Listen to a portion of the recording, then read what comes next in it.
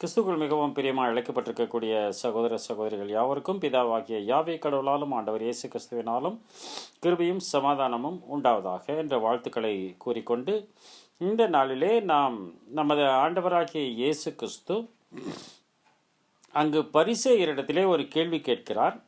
அந்த கேள்வியின் அடிப்படையிலே இந்த தியானத்தை முதல் தியானமாக நாம் எடுத்துக்கொள்கிறோம். இதில் மத்தேயு எழுதிய நற்செய்தி நூல் 22ஆம் அதிகாரத்தில் இந்த பாடத்தில் மத்தேயு 22ஆம் அதிகாரத்தையும் மத்தேயு 16ஆம் அதிகாரத்தையும் மையப்படுத்தி இந்த தியானத்தை நாம் அமைத்து சிறிது சிறிதாக நாம் ஆய்வுக்குள்ளாக நாம் எடுத்து தியானிக்க கடமைப்பட்டவர்களாக இருக்கிறோம். இதில் அங்கே பரிசேயரிடத்தில் அவர் கேட்குறாரு. பரிசேயர் கூடி இருக்கையில் இயேசு அவர்களை நோக்கி, கிறிஸ்துவை குறித்து நீங்கள் என்ன நினைக்கிறீர்கள்? அவர் யாருடைய குமாரர் என்று கேட்கிறார். இதுதான் முதல் கேள்வி. கிறிஸ்துவை குறித்து நீங்கள் என்ன நினைக்கிறீர்கள் அப்படின்னு சொல்லாமல், கிறிஸ்துவை குறித்து நீங்கள் என்ன நினைக்கிறீர்கள் அப்படின்னு சொல்லிட்டு அவர் யாருடைய குமாரர் அப்படின்னு என்ன பண்ணுறாரு, ஒரு கேள்வியில் ஒரு துணை கேள்வி அந்த இடத்துல கொடுக்கறத அந்த இடத்துல நம்ம பார்க்குறோம். பரிசேயர் இடத்துல இந்த கேள்வி கேட்குறாரு. அப்போ பரிசேயருக்கு அதுக்குரிய ஆன்சர் கட்டாயம் இவங்க என்னதான் சொல்லுவாங்கன்னு அவருக்கு தெரியும். தெரிஞ்சுதான் என்ன பண்ணுறாரு, இந்த கேள்வியை கேட்குறாரு. இது கேட்டதுக்கு அப்புறம் அவங்க ஒரு ஆன்சர் பண்ணுறாங்க. அந்த ஆன்சருக்கு பின்பாக ஒரு எதிர்கேள்வியும் அவர் கேட்கிறதாக அந்த இடத்துல நம்ம பார்க்குறோம். அந்த எதிர்கேள்வி கேட்கும்போது ஒரு வசனத்தை அவர் மையமாக வைத்து அந்த எதிர்கேள்வியை அவர் கேட்கிறார். அந்த கேள்விக்கு அன்றைக்கு அவர்களால் பதில் சொல்ல முடியாமல் போய்விட்டது என்று இந்த பகுதி முடிவதாக நம்ம பார்க்குறோம்.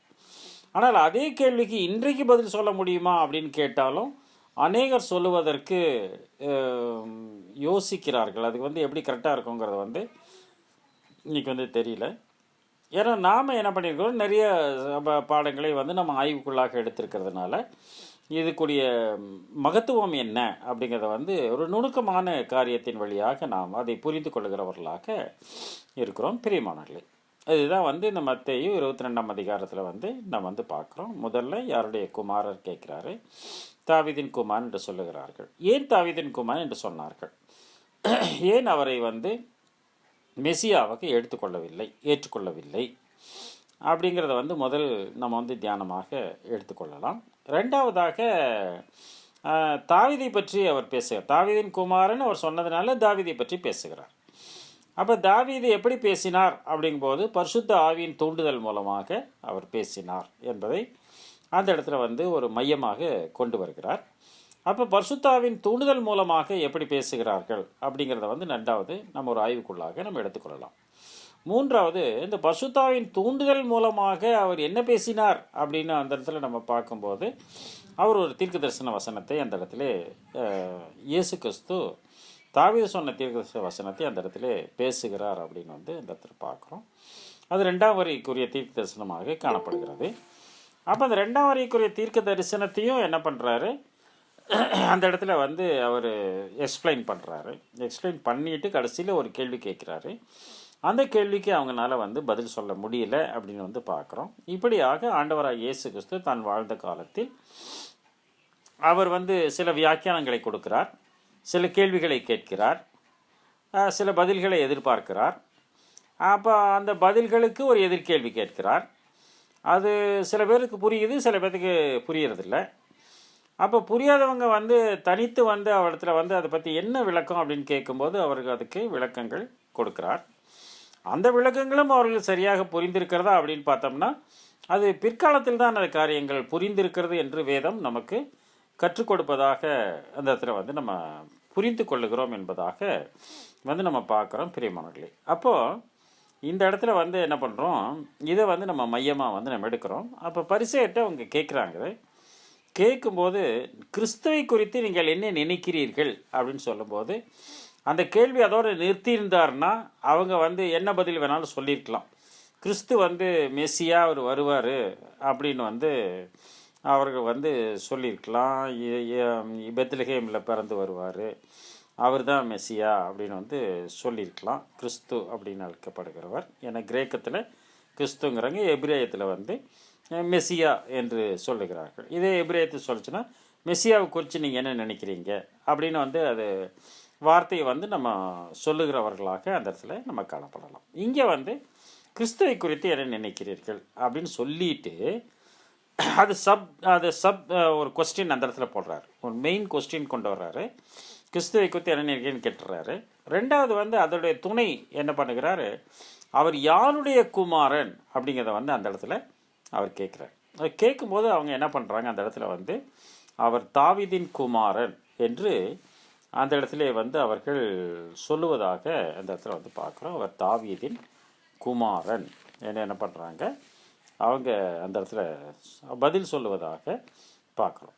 அப்படின்னா ஏன் அவரை வந்து தாவீதின் குமாரன் என்று சொல்லுகிறார்கள் அப்படின்னு ஒரு கேள்வி நமக்கு வரும். நமக்கு தெரியும் தாவீதோடைய சந்திலான மத்தேயு 1ஆம் அதிகாரத்தில் எடுத்து படித்தோம்னா ஆபிரகாமின் வம்ச வரலாறில் கொண்டு வந்து அதில் என்ன பண்ணுறாரு, தாவீது வருகிறார், தாவீதுக்கு குமாரராக ஆண்டவராக இயேசு கிறிஸ்து வர்றாருங்கிறத வந்து நம்ம பார்க்குறோம். அப்படின்னா தாவீதோட லைனில் அவர் வரணும், தாவீதுக்காக தாவீதின் மகனாக அவர் வருகிறார் அப்படிங்கிறத தான் என்ன பண்ணுறாரு அவர்கள் புரிந்திருக்கிறார்கள். அதனால தான் என்ன பண்ணுறார், அவர் தாவீதின் குமாரர் என்றார்கள் அப்படிங்கிறார். அதுக்கு ஒரு கேள்வி அவர் கேட்குறார். அந்த 110 சங்கீதத்தை வச்சு என்ன பண்ணுறாரு, அப்படியானால் தாவீது பரிசுத்தனால் அவரை ஆண்டவர் என்று சொல்லியிருக்கிறது எப்படி அப்படின்னு வந்து கேட்குறாரு. அதுக்கு வந்து அவங்களால பதில் சொல்லலை, நமக்கு தெரியாதனால என்ன பண்ணுறாங்க அவங்க சொல்ல. அப்படியே அது போல தான் இன்றைக்கு நாமும் அநேக காரியங்களில் வந்து தெளிவில்லாதவர்களாக, தெரியாதவர்களாக, புரியாதவர்களாகவே நாமும் வாழ்ந்து கொண்டு இருக்கிறோம் என்பதை தான் என்ன பண்ணுறோம் நம்ம பார்த்துட்டு, அதில் வந்து நம்ம வந்து புரிந்து கொள்ளுவதற்காக அனுதினமும் என்ன பண்ணுறோம், வேத வாக்கியங்களை ஆய்வு செய்து அதை கண்டுபிடித்து நாம் செயல்படுகிறவர்களாக நாம் இருக்கிறோம் பிரியமானவர்களே. அதுதான் அந்த இடத்துல சொல்கிறார். அப்போது ஏன் இவர்கள் தாவீதின் குமாரர் என்று சொன்னார்கள் அப்படின்னு ஒரு கேள்வி நம்ம அதன் அடிப்படையில் வந்து இந்த ஆய்வை வந்து நாம் தொடர்கிறவர்களாக இருக்கிறோம். யோவான் எழுதிய நற்செய்தி நூல் 7ஆம் அதிகாரம் ஒரு சில வசனங்களை வந்து அந்த இடத்துல நம்ம வாசிக்கிறோம். அவர் வந்து என்ன பண்ணுறாரு, அந்த கூடார பண்டிகையில் எருசலேமுக்கு செல்கிறார். கூடார பண்டிகையில் எருசலேமில் சென்று பாதி பண்டிகையான போது அவர் பண்டிகை வர்றாரா வரலையான்னு கேட்குறாரு, அவர் போகலை. அப்புறம் பண்டிகை வரமாட்டாரா அப்படின்னு வந்து அவங்கெல்லாம் யோசனை பண்ணிகிட்டு இருக்கும்போது பாதி பண்டிகையில் என்ன பண்ணுறாரு, 3½ நாளுக்கு பின்பு அவர் தேவாலயத்தில் காணப்படுகிறார். தேவாலயத்தில் காணப்பட்டு நிறைய காரியங்களை அவர்களோடு பேசுகிறார். அது பேசி முடிக்கும்போது நடந்த சம்பவம் அந்த இடத்துல பாருங்கள். அதில் வந்து அவங்க எக்ஸ்பிளைன் பண்ணுறாங்க. இப்போ மெஸ்ஸியா அப்படிங்கிற வந்து யார் அப்படிங்கிறத அந்த இடத்துல வந்து அவர்கள் அந்த பரிசேயர் குழுவினர் அதற்கு வந்து அவர்கள் அந்த வியாக்கியானத்தை கொடுக்கிறார். ஏன்னா அவர் கற்றுத் தேர்ந்தவர்களாக, நன்றாக படித்தவர்களாக அவர்கள் இருப்பது நிமித்தமாக அதுக்கு ஒரு விடை அவர்கள் சொல்லுவதாக அந்த இடத்துல வந்து பார்க்குறோம். பண்டிகையின் கடைசி நாளில் அவர் என்ன பண்ணுகிறார், பிரதான நாளிலே பண்டிகையின் கடைசி 37 படிக்கிற 7ஆம் வசனத்தில் 7ஆம் அதிகாரத்தில் யோவான், பிரதான நாளிலே இயேசு நின்று சத்தமிட்டு, ஒருவர் தாகமாய் இருந்தால் என்னிடத்தில் வந்து பானம் பண்ண கடவர் அப்படிங்கிறார். அப்படின்னா அது ஏற்கனவே அவர் சொல்லிட்டார், 4ஆம் அதிகாரம் சொல்லிட்டாரு. சமாரியா சொல்லும்போது தாகத்துக்கு தா என்று கேட்டு அதற்கு பின்பாக அவர் வந்து, நான் கொடுக்கும் தண்ணீர் உனக்கு ஒரு காலம் தாகம் உண்டாக்காது, அது உன் உள்ளத்தில் ஊறுகிற ஊற்றாய் இருக்கும் என்று சமாரியர்களுக்கு அதை விலக்கி கொண்டு போனார் என்பதை பார்க்குறோம். இங்கே அதே மாதிரி யூத ஜனங்கள்கிட்ட அவர் என்ன பண்ணுறாரு, என்னிடத்தில் வந்து பானம் பண்ண கடவர் சொல்லிட்டு, வேத வாக்கியம் சொல்லுகிறபடி என்னிடத்தில் விசுவாசமாக இருக்கிறவர் எவரோ அவர் உள்ளத்திலிருந்து ஜீவ தண்ணீருள்ள நதிகள் ஓடும் அப்படின்னு சொல்கிறாரு. அப்படின்னா இயேசு கிறிஸ்துட்ட விசுவாசமாக, நம்ம போன வகுப்பில் நம்ம பார்த்தோம், இயேசு கிறிஸ்து என்ன விசுவாசமாக இருக்கும்போது தேவகுமாரன் அப்படிங்கிறத விசுவாசம் நமக்கு கண்டிப்பாக இருக்க வேண்டும். அவர் பிதா இருக்கிறார், பிதாவின் சுதனாக இயேசு இருக்கிறார் என்ற மெய் காரியத்தை நாம் புரிந்து கொள்கிறவர்களாக இருக்க வேண்டும். அதான் சொல்கிறேன், விசுவாசமாக இருக்கிறவர் எவனோ அவன் உள்ளத்திலிருந்து ஜீவ தண்ணீர் உள்ள நதிகளோ. அப்படின்னா அது எங்கே நீங்கள் வியாக்கியானம் உங்களுக்கு எங்கே கிடைக்கும் அப்படின்னு பார்த்தீங்கன்னா உங்களுக்குள்ளே தான் இருக்குது அப்படிங்கிறத என்ன பண்ணுறாரு இந்த இடத்துல மையப்படுத்தி காட்டுகிறாருங்கிறத வந்து நம்ம புரிந்து கொள்ளுகிறவர்களாக இருக்கிறோம் பிரிவுண்டு. அப்போது சொல்லிட்டு, தம்மை விசுவாசிக்கிறவர்கள் அடைய போகிற ஆவியை குறித்து இப்படி சொன்னார், இயேசு அப்போ தம்மை விசுவாசிக்கிறவர் அடைய போகிற ஆவியை குறித்து இப்படி சொல்லுகிறார். அப்படின்னா அப்போ ஆவி அருளப்படவில்லை அப்படின்னு தான் அந்த இடத்துல பார்க்கலாம். அப்போ பரிசுத்த ஆவி என்பது அருளப்பட்ட பின்பு தான் அது புரியும் என்பதாக அந்த இடத்துல நம்ம பார்க்குறோம். விசுவாச போகிற ஆவியை குறித்து இப்படி சொன்னார். இயேசு இன்னும் மகிமைப்படாதிருந்தபடியினால் பரிசுத்த ஆவி இன்னும் அருளப்படவில்லை அப்படின்றார். அப்படியே இயேசு மகிமைப்பட்ட பின்பு தான் பரிசுத்த ஆவி அருளப்படும். பரிசுத்த ஆவி மகிமைப்பட்ட பின்பு பரிசுத்த அருளப்பட்ட பின்பு தான் இந்த கூடிய வியாக்கியானங்கள் அது கிடைக்கும் என்பதை தான் அந்த இடத்துல அவர் தெளிவுபடுத்தி காட்டுகிறார் என்பதாக பார்க்குறோம். இப்போ இது பேசின உடனே என்ன நடக்குது பாருங்கள். ஜனங்கள் அநேகர் இந்த வசனத்தை கேட்டபோது மெய்யாகவே இவர் தீர்க்கதரிசியானவர் என்றார்கள். ஜனங்கள் என்ன பண்ணுறாங்க, இந்த பண்டிகையில் இவர் ரொம்ப உண்மையாகவே ஒரு தீர்க்கதரிசி அப்படின்னு சொல்லுவதாக அந்த இடத்துல பார்க்குறோம். அவங்களுக்குள்ள ஒரு நல்லா படித்தவங்க அங்கே இருக்காங்க இல்லையா, அவங்க என்ன சொல்ல பாருங்க. வேறு சிலர் இவர் கிறிஸ்து என்றார்கள், வேறு சிலர் கிறிஸ்து கலிலேயாவிலிருந்தா வருவார் அப்படின்னு ஒரு கேள்வி அந்த இடத்துல கேட்குறாங்க. அப்போது பாதி பேர் என்ன பண்ணுறாங்க, தீர்க்கதரிசி என்று புரிந்து கொள்ளுகிறார்கள். ரெண்டாவதாக அவரை கிறிஸ்து தான் அப்படின்னு என்ன பண்ணுகிறார்கள், அவர்கள் ஊர்ஜிதம் செய்கிறார்கள். ஆனால் வேறு சிலர் கிறிஸ்து கலிலேயாவில் இருந்தால் வருவார் அப்படின்னு கேட்குறாங்க. அப்போ இவங்க யார், கலிலேயாவில் இருந்து தான் வருவாரா அப்படின்னு கேட்டால் கலிலேயாவிலேருந்து அவர் வரமாட்டாருங்கிறத அவங்க கன்ஃபார்மாக என்ன பண்ணியிருக்காங்க, வேத வாக்கியங்களை ஆய்வு செய்து அவர்கள் கண்டுபிடித்திருக்கிறார்கள் என்பதை பார்க்குறோம். அதுதான் மிக முக்கியம். இப்போ நம்ம நிறைய படிக்கிறோம். நிறைய நம்ம படிக்கும்போது நமக்குள்ளே ஒரு டவுட்டு இல்லாமல் என்ன பண்ணுறோம், சில காரியங்களை ஊர்ஜிதப்படுத்தி அதை நம்ம நம்புகிறவர்களாக நாம் இருக்கிறோம். நம்ம புரிஞ்சிட்டோம், நல்லா புரிஞ்சு அதை அப்போ அதுக்கு விரோதமாக எந்த ஒரு காரியங்கள் வந்தாலும் உடனே அதை நாம் ஏற்றுக்கொள்ள முடியாது என்பதாக நம்ம பார்க்குறோம். அதன் அடிப்படையில் தான் அவர்களும் செயல்பட்டிருக்கார் என்பதாக பார்க்குறோம். அது சொல்லிட்டு கலிலேயாவில் தான் வருவார் அப்படின்ட்டு ஒரு வியாக்கியான அந்த இடத்துல கொடுக்குறத நம்ம பார்க்குறோம். தாவீதின் சந்ததியிலும் தாவீது இருந்த பெத்லகேம் ஊரிலும் இருந்து கிறிஸ்து வருவார் என்று வேத வாக்கியம் சொல்லவில்லையா அப்படின்னு அவங்க கேட்குறாங்க. தாவீது சந்ததியிலும் தாவீது இருந்த பெத்லகேம் ஊரிலும் இருந்து கிறிஸ்து வருவார் என்று வேத வாக்கியம் சொல்லவில்லையா? தாவீதின் சந்ததி, தாவீது இருந்த ஊர், இதிலேருந்து தான் வருவார் அப்படின்னு வேத வாக்கியம் உங்களுக்கு கரெக்டாக சொல்லுதில்லை அப்படின்னு என்ன பண்ணுறாங்க, அந்த இடத்துல அவரோடு கூட அவங்களுக்குள்ள பேச்சு வருகிறது.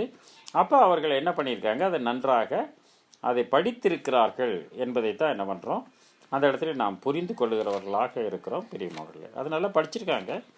அந்த வசனங்களை படித்ததுனால அவங்க என்ன பண்ணுறாங்க, தாவீதின் சந்ததியிலும் தாவீது இருந்த சொல்லிட்டார், தாவீது இருந்த ஊர்னு மட்டும் சொல்லலை, தாவீது இருந்த பெத்லகேம் ஊரிலும் இருந்து கிறிஸ்து வருவார் அப்படின்னு என்ன பண்ணுறாங்க, அவர்கள் அந்த தீர்க்க தரிசன வசனங்களை தீர்க்கதரிசிகளை நம்பி அந்த காரியத்தை அவர்கள் வைக்கிறார் என்பதாக நம்ம பார்க்குறோம். இப்போ தீர்க்கதரிசியாகிய மீகா சொல்லும்போது 5ஆம் அதிகாரம் 2ஆம் வசனத்தில், எப்பிராத்தா எனப்பட்ட பெத்லகேமி, நீ யூதாவில் உள்ள ஆயிரங்களுக்குள்ளே சிறியதாய் இருந்தும் இஸ்ரேலை ஆளப்போகிறவர் உன்னிடத்திலிருந்து புறப்பட்டு என்னிடத்தில் வருவார், அவருடைய புறப்படுதல் அனாதி நாட்களாக பூர்வத்தினுடையது அப்படின்னு என்ன பண்ணுறாரு, அந்த இடத்துல பெத்லகேம் அப்படிங்கிற ஊர்லேருந்து தான் அவர் வருவார் அப்படிங்கிறத என்ன பண்ணுறாரு, அந்த இடத்துல அவர் மையப்படுத்தி காட்டியிருக்கிறார். இதை தான் அவங்க என்ன பண்ணிட்டாங்க, அவர்கள் நன்றாக அதை ஊர்ஜிதம் செய்ததுனால, அது புரிந்ததுனால என்ன பண்ணுறாங்க, அது அவங்களுக்குள்ள அந்த டிஸ்கஷனை அவர்கள் கொண்டு வருகிறார்கள் என்பதாக அந்த இடத்துல நம்ம பார்க்கிறோம் என்பதாக. அது ஏன் எப்பிராத்தா எனப்பட்ட பெத்லகேம் அப்படின்னு சொல்கிறாங்க அப்படின்னு பார்த்தோம்னா, 1 நாளாகமம் 4ஆம் அதிகாரம் 4ஆம் வசனத்தில் 1 நாளாகமம் 4:4 கேதாருக்கு மூப்பனான பெனிவேல், ஊஷாவுக்கு மூப்பனான ஏரோர் என்பவர்கள், இவர்கள் பெத்லகேமுக்கு மூப்பனான எப்பிராத்தாவுக்கு முதல் பிறந்த ஊரின் குமாரங்கிறார். அப்படின்னா எப்பிராத்தா அது மூப்பராக இருக்கிறார். அதனால எப்பிராத்தா எனப்பட்ட பெத்லகேமி அப்படின்னு வந்து அந்த இடத்துல சொல்லுகிறதாக, பாண்டிய மன்னன் ஆட்சி செய்தல் பாண்டிய ராஜ்யம் அப்படின்னு சொல்வது போல அந்த இடத்துல வந்து அவர் எப்பிராத்தா எனப்பட்ட பெத்லகேம் என்பது அவங்க சொல்லப்படுகிறதாக அந்த இடத்துல வந்து நம்ம பார்க்கிறோம் பிரியமானவர்களே. அதுதான் சொல்றாங்க, தாவீதின் சந்ததியிலும் தாவீது இருந்த பெத்லகேம் ஊரிலுமிருந்து கிறிஸ்துவார் என்று வேத வாக்கியம் சொல்லவில்லையா என்றார்கள். இவ்விதமாக அவர்களுக்குள் அவரை குறித்து ஜனங்களுக்குள்ளே பிரிவு உண்டாயிற்று. இதை சொன்ன உடனே என்ன பண்ணுறாங்க, சில பேர் அவர்கள் தீர்க்கதரிசி என்று விசுவாசிக்கிறார்கள், சில பேர் கிறிஸ்து என்று விசுவாசிக்கிறார்கள், சில பேர் படித்தவங்க, இந்த பைபிள் நல்லா படித்தவங்க, இந்த யூத பாரம்பரியத்தில் வந்தவர்கள், யூத புத்தகங்களை நன்றாக கற்றுத் தேர்ந்தவர்கள். கலிலேயால் தான் இவர் வந்திருக்கிறாரு, இவர் கலிலேயன் தான். அப்படி இருக்கும்போது கிறிஸ்துன்னு இவர் எப்படி நீங்கள் சொல்லுவீங்க அப்படின்னு என்ன பண்ணுறாங்க, அவர்களுக்குள் ஒரு ஐயம் வந்ததுனால வேத வாக்கியம் சொல்லவில்லையா என்று வேத வாக்கியத்துக்கு மையப்படுத்தி என்ன பண்ணுகிறார்கள், அவர்கள் பேசுகிறார்கள் என்பதாக பார்க்குறோம். இவ்விதமாக அவர்களுக்குள்ளே ஜனங்களுக்குள்ளே பிரிவினை உண்டாகிறது அப்படின்னு வந்து என்ன பண்ணுறாரு, அந்த இடத்துல வந்து அவர் பேசுகிறார் என்பதை நாம் புரிந்து கொள்கிறவர்களாக இருக்கிறோம். அவர்களில் சிலர் அவரை பிடிக்க மனதாக இருந்தார்கள், ஆகிலும் ஒருவரும் அவர் மேல் கை போடவில்லை. அவருக்கு அது பிடிக்க மனதாக என்ன அர்த்தம், அவருக்கு விரோதமாகத்தான் செயல்பட்டார்கள் என்பதை அந்த இடத்துல வந்து நம்ம புரிந்து கொள்கிறவர்களாக இருக்கிறோம். பின்பு அந்த சேவகர் பிரதான ஆசாரியரிடத்திற்கும் பரிசேயரிடத்துக்கும் திரும்பி வந்தார்கள். இவர்கள் அவர்களை நோக்கி, அவர்களை பிடிச்சிட்டு வாங்கன்னு தான் சொல்லியிருக்கிறாங்க, திரும்பி வந்தார்கள். இவர்கள் அவர்களை நோக்கி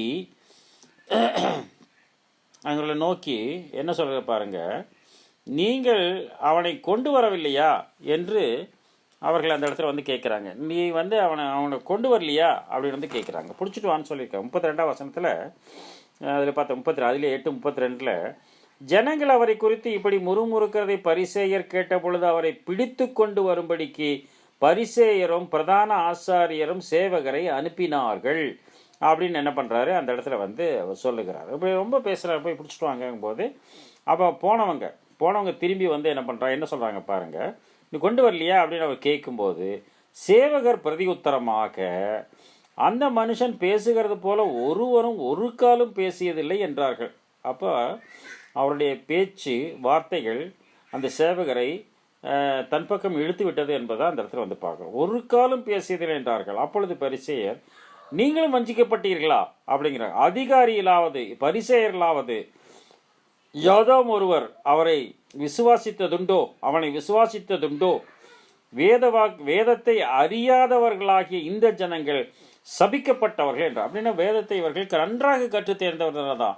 வேத வாக்கியம் சொல்லுகிறது இல்லையா என்று கேட்டவர்கள், வேதத்தை அறியாதவர்களாகிய இந்த ஜனங்கள் சபிக்கப்பட்டவர்கள் என்று அந்த தல்மூது வேத நூலை பற்றி அவர்கள் அதிகமாக பேசுகிறார் என்பதாக பார்க்கிறோம். அப்போ வேற ஒருத்தர் இதை பற்றி என்ன பண்றாரு, அவரும் பேசுறாரு. ராத்திரியிலே அவரிடத்தில் வந்தவரும் அவர்களில் ஒருவரும் ஆகிய பரிசேய அந்த குழுல அதிகாரிகள் ஒருவரும் ஆகிய நிக்கதேமு என்பவர் அவர்களை நோக்கி, ஒரு மனுஷன் சொல்வதை கேட்டு அவன் செய்திகளை அறிகிறதற்கு முன்னே அவரை ஆக்கினைக்குட்படுத்தலாம் என்று நம்முடைய நியாயப்பிரமாணம் சொல்லுகிறதா அப்படின்னு கேட்குறாங்க. கொஞ்சம் பரிந்து பேசுகிற மாதிரி தோணுது அவங்களுக்கு. அதற்கு அவர்கள், நீரும் கலிலேயனா? கலிலேயாவிலிருந்து ஒரு தீர்க்கதரிசியும் எழும்புகிறது இல்லை என்பதை ஆராய்ந்து பாருங்கிறாங்க. அப்போ எந்த அளவுக்கு அவங்க படிச்சிருக்காங்க நீங்கள் கன்ஃபார்மாக பாருங்க பிரதர் சிஸ்டர், இது கிடையாது. எஸ்தர் புக்கில் வந்து கர்த்தருங்கிற வார்த்தை இல்லவே இல்லை அப்படின்னு நீங்கள் சொன்னீங்கன்னு வைங்க, யோசனை ரொம்ப கன்ஃபார்ம் பண்ணிட்டு தான் அவர் பேசுகிறார் அப்படின்னு சொல்கிறார் இல்லையா. அப்போ அதே மாதிரி தான் என்ன பண்ணுறாங்க, இவங்க நல்லா படிச்சிருக்காங்க. நல்லா படித்ததுனால கிறிஸ்து வந்து கலிலேயாலேருந்து வர மாட்டார், புறஜாதியாருடைய கலிலேயால் எப்படி இவர் வந்து வருவார் அப்படிங்கிறதுக்கு அவங்களுக்கு வந்து அப்படி வாய்ப்பு இல்லை அப்படிங்கிறது தான் என்ன பண்ணுறாங்க சொல்கிறாங்க. கலிலேயா வந்து ஒரு தீர்க்கதரிசியும் எழும்புறது என்பதை ஆராய்ந்து முதல்ல வேத வாக்கியம் சொல்லுகிறது இல்லையாங்கிறாங்க. வேதத்தை அறியாத ஜனங்கள் சபிக்கப்பட்டவர்கள்ங்கிறாங்க. மூணாவது என்ன பண்ணுறாங்க, வேத வாக்கியங்களே ஆராய்ந்து பாருங்கள். இன்றைக்கி நம்ம சொல்கிறீங்களா, வேத வாக்கியங்களை ஆராய்ந்து பாருங்கள் நம்மெல்லாம் சொல்லுவோம் இல்லையா. அப்போ அதே மாதிரி நீங்கள் ஆராய்ச்சி பண்ணி பாருங்கள், கலிலேயாவிலேருந்து ஒரு தீர்க்கதரிசி வர முடியுமா அப்படின்னு வந்து பாருங்க அப்படின்னு சொல்லிட்டு என்ன பண்ணுறாங்க, பின்பு அவர் தங்கள் வீடுகளுக்கு போனார்கள் என்று சொல்லி அங்கே முடிப்பதாக அந்த இடத்துல வந்து பார்க்குறோம். மெயினாக என்ன பார்க்குறோம், இதில் தாவீதின் சந்ததியிலிருந்து தான் அவர் வருவார். அப்படின்னா இயேசு கிறிஸ்து தாவீதின் சந்ததியிலிருந்து வரவில்லை என்பதை அவர்கள் எப்படி ஊர்ஜிதம் செய்து கொண்டார்கள் அப்படின்னு வந்து நம்ம பார்த்தோம்னா, இந்த மத்தேயு 2ஆம் அதிகாரம் 23ஆம் வசனத்தில், அந்த 22ஆம் அதிகார கடைசி வசனத்தில், நாசரேத்து என்னும் ஊரிலே வந்து வாசம் பண்ணினார், நஸ்ரேயன் எனப்படுவார் என்று தீர்க்கதரிசியினால் உரைக்கப்பட்டது நிறைவேறும்படி இப்படி நடந்தது அப்படிங்கிறார். இந்த வசனம் வந்து உங்களுக்கு ஆக்சுவலாக வந்து கரெக்டாக வராது. இப்போது இந்த நஸ்ரேயன் எனப்படுவார் என்று தீர்க்கதரிசினால் உரைக்கப்பட்டது அப்படின்னு சொல்கிறார். இந்த இடத்துல நாசரேத் ஊரில் வந்து வாசம் பண்ணதுனால நஸ்ரேயன் அப்படின்னு சொல்கிறார். அப்படின்னு சொல்லுவாங்க. இது தீர்க்கதரிசியும் அப்படி சொல்லியிருக்கிறாரு என்று அங்கு போட்டிருக்கிறார்கள். ஆனால் தீர்க்கதரிசி அதைத்தான் சொன்னாரா அப்படின்னு நம்ம பார்த்தோம்னா அதை சொல்லவில்லை என்பதை தான் அந்த இடத்துல வந்து நம்ம பார்க்குறோம். நியாயாதிபதிகள் புத்தகத்தில் நம்ம படிக்கிறோம். 13ஆம் அதிகாரத்தில் 5ஆம் வசனத்தில் பாருங்கள். 13:5 நீ கர்ப்பமதை சிம்சோன் பிறக்கிறதுக்கு முன்னாடி மனோவா அவங்க மனைவியவட்ட வந்து பேசுகிறார். நீ கர்ப்பம் தரித்து ஒரு குமாரை பெறுவாய், அவர் தலையின் மேல் சவரகன் கத்தி படலாகாது, அந்த பிள்ளை பிறந்தது முதல் கடவுளுக்கென்று நஸ்ரேயனாய் இருப்பார். தலையில் சவரகன் கத்தி படாது, அதனால கடவுளுக்கென்று நஸ்ரேயனாய் இருப்பான் போது, அப்போ நிறையா முடி வளர்த்திட்டு இருக்கிறவனை வச்சு தான் என்ன பண்ணுறாங்க, இயேசு கிறிஸ்து நஸ்ரேயன்கிறதுனால நிறைய முடி போட்டு அவங்களுக்கு வந்து படம் வரைஞ்சிட்டாங்க என்பதாக பார்க்குறோம். அவன் இஸ்ரேலை பெலிஸ்தியன் கையை நீங்களாக்கி ரட்சிப்ப தொடங்குவான், அப்படி ரட்சிப்பை தொடங்குவார் அப்படின்னு வந்து இடத்துல சொல்கிறாரு. யார், சிம்சனை பற்றி பேசுகிறாரு. அப்போது இந்த இடத்துல நஸ்ரேனாய் இருப்பார் அப்படிங்கிறாரு. அதாவது 13:5 நியாயம் 13:5. இங்கே மத்தேயு 2:23 நஸ்ரேயன் எனப்படுவார் என்று தீர்க்கதரிசிகளால் உரைக்கப்பட்டது அப்படின்னு வந்து என்ன பண்ணுறாரு, வேறு தீர்க்கதரிசிகள் என்ன சொல்லியிருக்காங்கன்னு வந்து ஒரு சில வசனங்கள் உண்டு. அதையும் என்ன பண்ணுறோம் நம்ம தியானமாக நம்ம எடுத்துக்கொள்ளலாம். அப்படின்னா இந்த நஸ்ரேயன் அப்படின்னு சொன்ன பழைய ஏற்பாட்டு வார்த்தைக்கும் இந்த மத்தேயு 2ஆம் அதிகாரம் 23ஆம் வசனத்திலே இருக்கக்கூடிய நஸ்ரேயன் என்ற வார்த்தைக்கும் வேறு அர்த்தங்கள் அங்கே காணப்படுவதாக அந்த இடத்துல வந்து நம்ம பார்க்குறோம். அப்போது மத்தேயு 2ஆம் அதிகாரம் 23ஆம் வசனம் நாசரேத் ஊர்லேருந்து வந்ததுனால நாசரேத் ஊருக்காருன்னு சொல்லுவாங்கங்கிறது தான் அதுக்கு அர்த்தம். நாசரேத் ஊர்லேருந்து வந்ததுனால நாசரேத் ஊருக்காருன்னு அர்த்தம் அப்படிங்கிறது தான் அந்த இடத்துல சொல்கிறாரு. இந்த நஸ்ரேயனுக்கும் அந்த நஸ்ரேயனுக்கும் கடைசி எழுத்தில் வந்து 3 எழுத்துகள் வித்தியாசப்படுகிறது என்பதை பார்க்குறோம். நஸ்ரீன் அப்படிங்கிறார், இஎன்இ அப்படின்னு முடிகிறது தான் இது. நஸ்ரீன் இஎன்இல முடிகிறது தான் இது நஸ்ரீன், நஸ்ரேத் ஊர்க்காரரு. அங்கே சொன்னது ஐடிஇல முடியுது, ஐடிஇ நஸ்ரைட்டு அப்படின்னு சொன்னால் நஸ்ரேய விரதத்தை மேற்கொள்ளுவர் என்பதை காட்டிலும் நாசீர் அப்படிங்கிற வார்த்தைக்கு அது பிரித்தெடுக்கப்பட்டவர் என்பது பொருள் அப்படின்னு தான் என்ன பண்ணுறோம் அந்த இடத்துல. கான்சிக்ரேட்டட், அபிஷேகம் பண்ணப்பட்டவர், பிரித்தெடுத்து அபிஷேகம் பண்ணப்பட்டவராக சிம்சோன் இருந்தார் அப்படின்னு தான் அந்த இடத்துல வந்து ஒரு விளக்கத்தை நம்ம வந்து பார்க்குறோம். அதுபோல் ஆண்டவராகிய இயேசு கிறிஸ்துவும் அவர் பிரித்தெடுக்கப்பட்டவராக இருந்தார் அப்படிங்கிறத தான் என்ன பண்ணுறாரு, இந்த வசனங்களை வந்து மையப்படுத்தி நாம் வந்து புரிந்து கொள்ளுகிறவர்களாக இருக்கிறோம் அப்படிங்கிறத என்ன பண்ணுறோம், நாம் தெளிவுபடுத்தி பார்க்கிறவர்களாக இருக்கிறோம். அதனால தான் என்ன பண்ணுறாரு, இவர் வந்து நாசரேத் ஊருக்கும் அவருக்கும் தொடர்பு அதிகம் இருந்ததினால் இது நாசரேத் ஊருக்காரரு அப்படிங்கிற அர்த்தத்தை தான் அந்த இடத்துல மையப்படுத்தினாங்களே தவிர, இவர் பிரித்தெடுக்கப்பட்ட வாழ்க்கை வாழ்ந்தவர் என்பதை வந்து நமக்கு தான் தெரியுமே தவிர அவங்களுக்கு வந்து அதை புரிந்து கொண்டவர்கள் என்பது நாம் சொல்ல முடியாது என்பதாக பார்க்குறோம். ஒருவேளை ஒரு சிலர் வந்து அதை புரிந்து கொண்டவர்களாக இருந்திருக்கிறார்கள், அவரை வந்து பின்பற்றினவர்கள் என்பதாகவும் பார்க்குறோம். இதிலேயே புலம்பலின் புத்தகம் எரேமியாவின் புலம்பல் 4ஆம் அதிகாரம் 7ஆம் வசனத்தில் நம்ம பார்த்தோம்னா, புலம்பல் 4:7 அவளுடைய நஸ்ரேயர் உறைந்த மழையை பார்க்கிலும் சுத்தமும் அப்படிங்கிறார். அவளுடைய நசரேயர் அப்படின்னா அவருக்குள் அவளுடைய பிரித்தெடுக்கப்பட்ட மக்கள் எப்படி இருக்கு, என் ஜனமாகிய குமாரத்தின் அக்கிரமத்துக்கு வந்த தண்டனை பெரிதாக இருக்கிறதுங்கிறார். அப்போது அவங்கள இருந்து வர்றாங்க என்பதாக பார்க்குறோம். அந்த தண்டனை பெறக்கூடிய மக்கள் கூட்டத்தில் இருந்து தான் என்ன பண்ணுறாரு, நஸ்ரேயன் என்று அழைக்கப்படுகிற ஒரு பிரித்தெடுக்கப்பட்ட ஜாதியை கொண்டு வருகிறார்.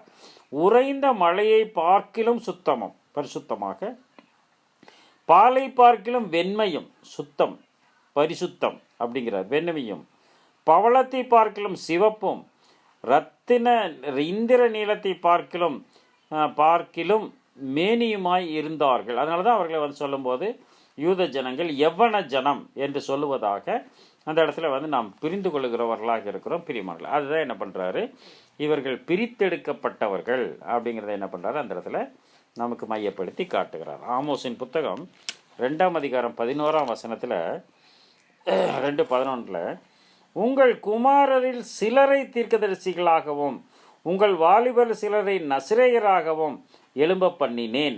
அப்படின்னா நாடோடிகளாக தீர்க்க தரிசனம் சொல்லிக்கொண்டு சென்றவர்களாகவும் பிரித்தெடுக்கப்பட்ட மக்கள் கூட்டமாகவும் உங்களுடைய ஜனங்களில் என்ன பண்ணியிருக்கிறார், இந்த குமாரர்கள் வந்து கொண்டு வந்திருக்கிறார் என்பதை அந்த இடத்துல வந்து அவர் என்ன பண்ணுறாரு, அந்த இடத்துல நம்மோடு கூட அவர் பேசுகிறார் என்பதை நாம் புரிந்து கொண்டவர்களாக இருக்கிறோம் பிரியமானவர்களே.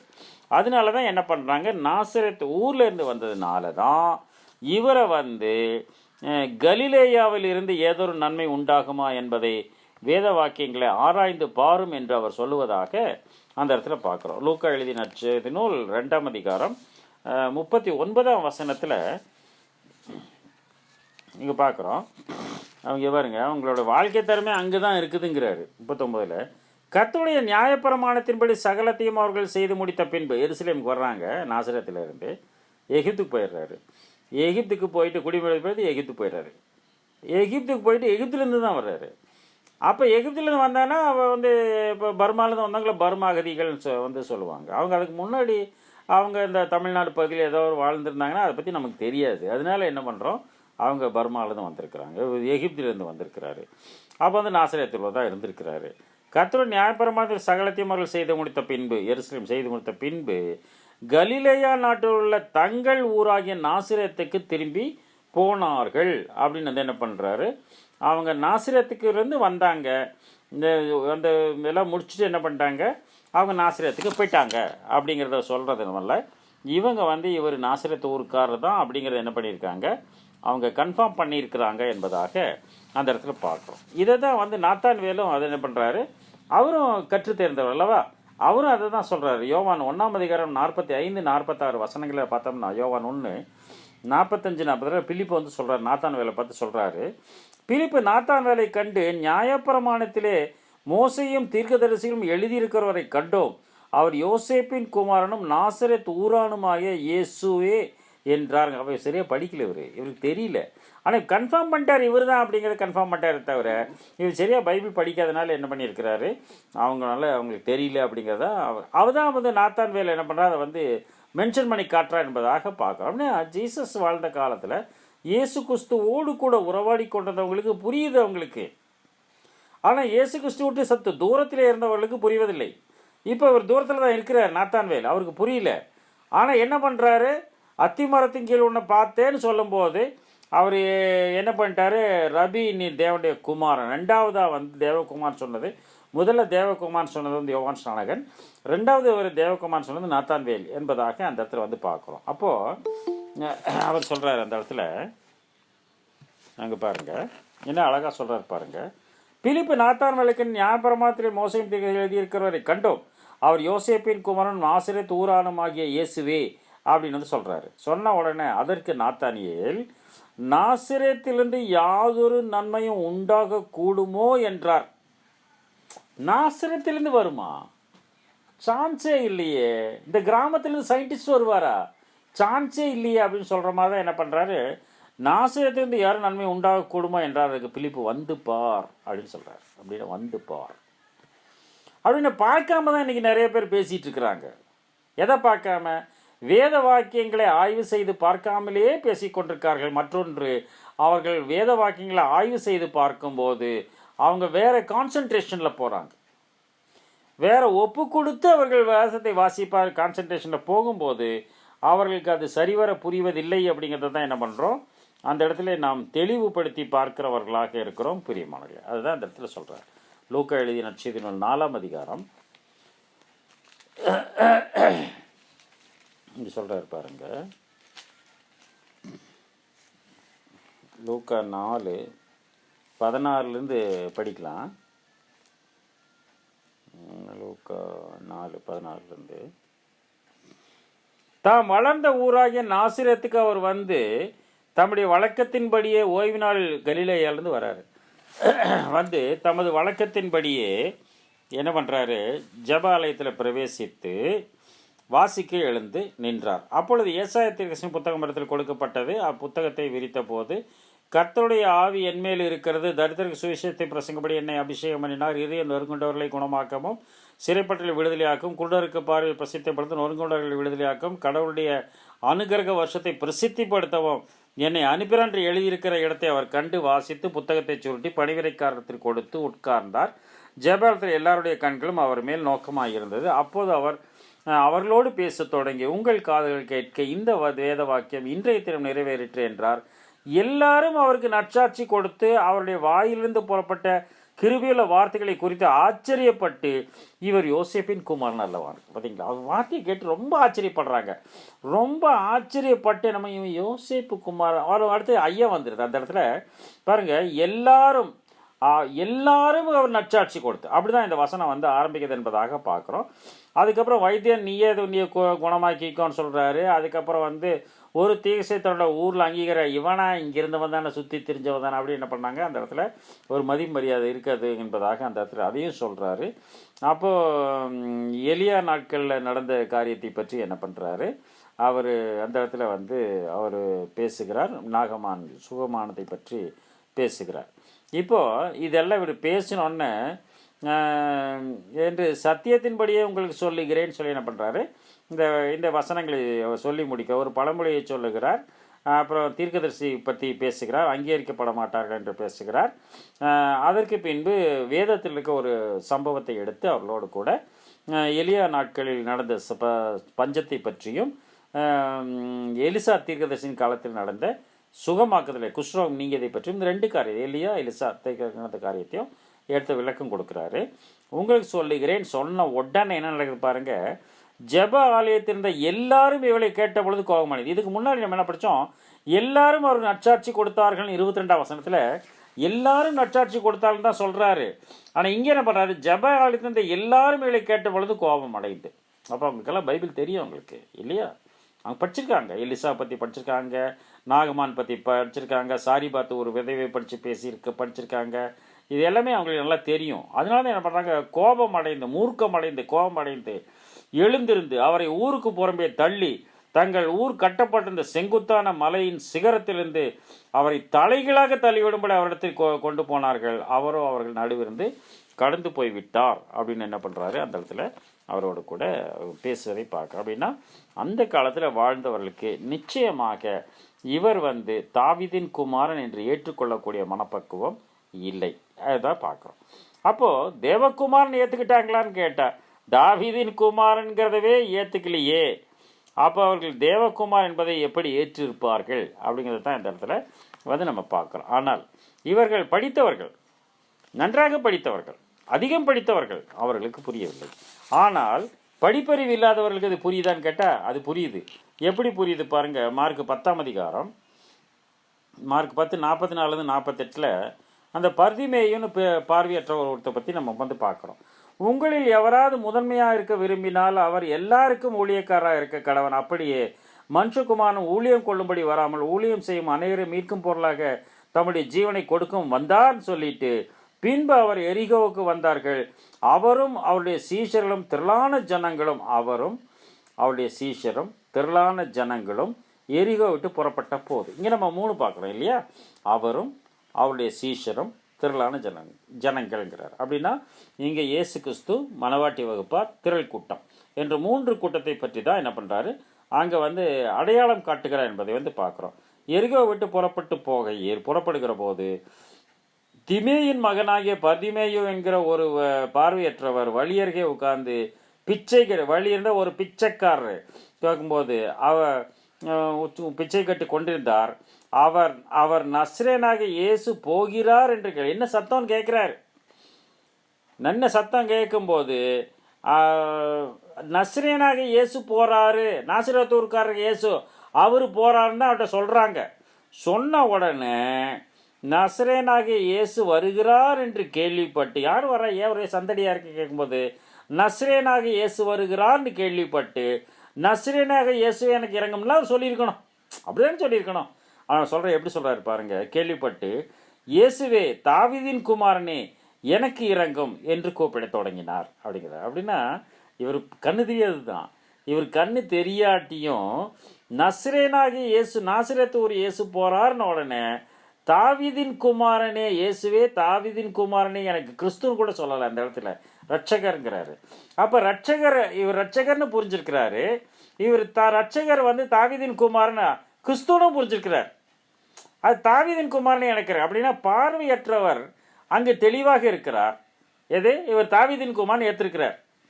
ஆனால் பார்வை உள்ளவர்களோ அவரை சரிவர புரிந்து கொள்ளவில்லை. அப்படிங்கிறத தான் என்ன பண்ணுறோம், அந்த இடத்துல நாம் தெளிவுபடுத்தி பார்க்கிறவர்களாக இருக்கிறோம் என்பதாக பார்க்க. அவர் நஸ்ரேனாக இயேசு போன்ற கேள்விப்பட்டு, இயேசுவே தாவீதின் குமாரன் எனக்கு இறங்கும் என்று கூப்பிடத் தொடங்கினார். அவன் பேசாமல் இருக்கும்படி அநேகர் அவனை அதட்டினார்கள். அவனோ தாவீதின் குமாரனை எனக்கு இறங்கும் என்று முன்னிலும் அதிகமாய் கூப்பிட்டார் அப்படின்னு சொல்றாரு. அப்படின்னா இதுதான் காரணம். இவர் நாசரேத் ஊர்லேருந்து வந்ததுனால இவர் நஸ்ரேயன் என்பதையும், இவர் தச்சனுடைய மகன் என்பதையும், இவர் கலிலேயன் என்பதையும் அவர்கள் விசுவாசித்திருந்தார்கள், படித்தவர்கள். ஆனால் படிக்காதவர்கள் கேள்விப்பட்டது நிமித்தமாக, அந்த கேள்வியின் நிமித்தமாக இவர் இயேசு என்றும் இவர் தாவீதின் குமாரன் என்றும் அவர்கள் ஏற்றுக்கொண்டிருக்கிறார்கள். அப்படிங்கிறத தான் என்ன பண்ணுறோம், அந்த இடத்துல நம்ம மையப்படுத்தி பார்க்கலாம். அப்போ தாவீதின் குமாரன் அப்படின்னு தான் என்ன பண்ணுறாங்க, அவர் புரிந்து கொண்டதா என்பதாக பார்க்குறோம். இதே இது பாருங்க, இந்த யோவான் எழுதின நற்செய்தியில் இன்னொரு பார்வையற்றவரை, பிறவி பார்வையற்றவரை பற்றி நாம் பார்க்கும்போது ஏற்கனவே பலமுறை இதை என்ன பண்ணியிருக்கோம், நம்ம தியானமாக நாம் எடுத்துக்கொண்டவர்களாக இருக்கிறோம். பெரியவர்கள் 9ஆம் அதிகாரம் 34 37 சம்பவமெல்லாம் நமக்கு நல்லா தெரியும். அவரை தீர்க்கதரிசி என்று சொல்லுகிறார். அவர் தேவனிடத்திலிருந்து வந்தால் ஒன்று செய்ய மாட்டாரேன்னு சொல்கிறாரு. பிறவி கொண்ட கனவத்தை திறந்திருந்து உங்களை நீங்கள் ஏன் நம்ப மாட்டேங்கிற என்றெல்லாம் அவர் அதிகமாக பேசுகிறார். அவர் அதிகமாக பேசின பரிசேயத்தில் அதிகமாக பேசின நிமித்தமாக என்ன நடக்கிறதுன்னு பார்த்தீங்கன்னா 34 இருந்து அவர்கள் பரிசேயர் அவருக்கு பிரதியுத்தரமாக அந்த பார்வை பெற்ற அவர்கள் அந்த பரிசேயர் பார்வை பெற்றவருக்கு பிரதியுத்தரமாக, முழுவதும் பாவத்தில் பிறந்த நீ எங்களுக்கு போதிக்கிறாயோ என்று சொல்லி அவனை புறம்பே தள்ளிவிட்டார்கள். அவர்கள் புறம்பே தள்ளிவிட்டதை இயேசு கேள்விப்பட்டு அவனை கண்டபோது, நீ தேவனுடைய குமாரத்தில் விசுவாசமாய் இருக்கிறாய் என்றார். அதற்கு அவர், ஆண்டவரே, அவரிடத்தில் நான் விசுவாசமாக இருக்கும்படிக்கு அவர் யார் அப்படிங்கிறார். அப்படின்னா இவர் இயேசுவை தேவனுடைய குமாரன் தெரில இல்லையா, அதுதான் சொல்கிறாரு. அது சொல்கிறாரு, விசுவாசமாக இருக்கிறாயா, இயேசுவினிடத்தில் விசுவாசமாக இருக்கிற, ஆமாம்மா அவர் தான் எனக்கு பார்வை கொடுத்தான்னு சொல்லியிருப்பான். அவனை அப்படி கேட்கல. சொல்லும்போது என்ன பண்ணுறாரு, அதற்கு அவர், ஆண்டவரே, அவரிடத்தில் நான் விசுவாசமாக இருக்கிறேன், அவர் இருக்கும்படி அவர் யார்னு கேட்கும்போது இயேசு அவரை நோக்கி, நீ அவரை கண்டிருக்கிறாய், உடனே பேசுகிறவர் அவர்தான் அப்படின்னு என்ன பண்ணுறாரு, அந்த அவர் பார்வையற்ற பின்பு இவர் பார்த்துருப்பார் அவர் இல்லையா என்றான். அவர்தான் என்றார், உடனே பேசுகிறவர் அதான். உடனே அவன் ஆண்டவரே விசுவாசிக்கிறேன் என்று சொல்லி அவரை பணிந்து கொண்டார் என்று அங்கே சொல்லி முடிப்பதாக அந்த இடத்துல பார்க்குறோம். அப்படின்னா இவர் அவர்கள் நன்றாக வேத வாக்கியங்களை ஆய்வு செய்திருந்ததினால் அவர்களுக்கு இவர் தாவீதின் குமார் என்ற வார்த்தையை கூட அவர்கள் ஏற்றுக்கொள்ள முடியவில்லை என்பதாக பார்க்க. அப்படி என்று சொன்னால் இவர் தாவீதின் குமாரன் என்ற காரியத்தையே அவர்கள் ஏற்றுக்கொள்ளாத பரிசேயர்கள் இவர் எப்படி தேவன் குமாரன் என்பதை ஏற்றுக்கொள்ளுவார்கள் என்பதை தான் என்ன பண்ணுறோம், அந்த இடத்துல நம்ம மையப்படுத்தி பார்க்கிறவர்களாக இருக்கிறோம். அதுதான் மத்தேயு 22ஆம் அதிகாரத்தில் அடுத்த வசனம் பார்த்தீங்கன்னா, அவர் தாவீதின் குமார் என்றார்கள். அதற்கு இயேசு, அப்படியானால் தாவீது பரிசுத்த ஆவியினாலே அவர் ஆண்டவர் என்று சொல்லி இருக்கிறது எப்படி அப்படின்னு அவர் திரும்பமாக ஒரு எதிர்கேள்வி அந்த இடத்துல கேட்கிறார். அப்படின்னா தாவீதின் குமாரன் தான் நீங்கள் சொல்கிறீங்க, ஓகே, ஆனால் அந்த தாவீது அவரை ஆண்டவரே என்று சொல்லுகிறாரே, அது எப்படி சொன்னார் என்று அங்கே ஒரு கேள்வி அவர் கேட்கிறார்.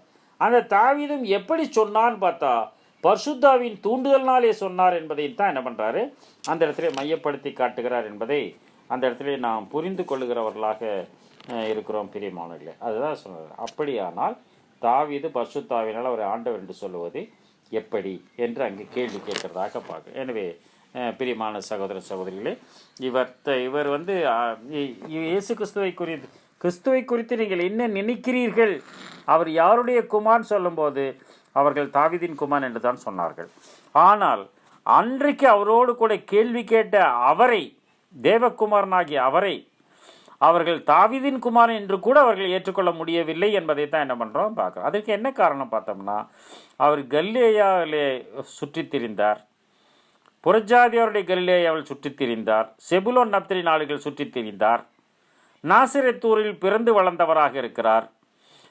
இவர் பெத்லேஹேமில் அல்லவா பிறந்து வளர்ந்திருக்க வேண்டும், இவர் எகிப்திலிருந்தெல்லாம் வந்தார் என்றெல்லாம் அவருக்கு சரிவர புரியாதனால், வேத வாக்கியங்களை தெளிவாக படித்திருப்பதினால் அவர்கள் அவரை ஏற்றுக்கொள்ளவில்லை என்பதாக பார்க்கிறோம். அதுபோல நாமும் ஆண்டவராய் இயேசு கிறிஸ்துவை நாம் முழுமையாக அறிந்திருக்கிறோமா என்று நாம் சிந்திக்க கடமைப்பட்டவர்களாக இருக்கிறோம் பிரியமானவர்களே. எனவே இந்த பாடத்தின் அடுத்த பகுதியை வரக்கூடிய அடுத்த வகுப்பிலே நாம் தியானமாக எப்படி அவர் பரிசுத்த ஆவியினாலே அவர் பேசினார், அவர் எப்படி அவரை ஆண்டவர் என்று அவர் அழைத்தார், இதற்கு எப்படி அவர்கள் மாறுத்திரம் என்ன சொல்ல முடியாமல் போனது, ஆனால் சொல்ல முடியாமல் போனது அவர்களுக்கு ஏன்னா அது கடைசியில் முடிக்கும் போது அதற்கு மாறுத்திரமாக ஒருவரும் அவருக்கு ஒரு வார்த்தையும் சொல்லக்கூடாது இருந்தது, அன்று முதல் ஒருவரும் அவரிடத்தில் கேள்வி கேட்க துணியவில்லை அப்படின்னு சொல்லி முடிக்கிறாரு. அந்த கேள்விக்கு இன்றைக்கி நமக்கு ஆன்சர் இருக்கா அப்படிங்கிறதையும் நம்ம தியானத்தில் எடுத்துக்கொள்ளலாம். பிதாவாகிய யாவே கடவுள் ஆண்டவர் இயேசு வழியாக இந்த வார்த்தைகளை ஆசீர்வதிப்பார்.